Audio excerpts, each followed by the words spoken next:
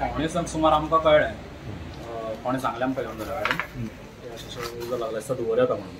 So आमी येवन पळयल्यार ऑलरेडी भितर उजो चालू आशिल्लो. मागीर चावी बी काडटा म्हणल्यार इट वॉज ऑलमोस्ट चालू आशिल्लो फूल भितर उजो पेटलेलो. सो एकूच शेटर उगडपाक मेळ्ळें, दुसरें उगडपाक मेळना कित्याक उजो भयंकर चड आशिल्लो. So we called fire brigade आपयली, ती मागीर येता म्हणून असो टायम मडगांवच्या पावपाक गेली. सो 45 मिनिट्स सुमार लागले ती पावपाक. सो ताचे उपरांत by the time it was almost 100% loss. उजो पेटोवन सगळें काबार जाल्लें. उजो अंदाज कितले आसलो अंदाज दिसता तुका? आमकां पावणेसक कळ्ळां आनी आमच्या अंदाज ते 5-4 तरी केन्ना लागलो कसो लागलो ते कॉज अजून पळोवना न्ही.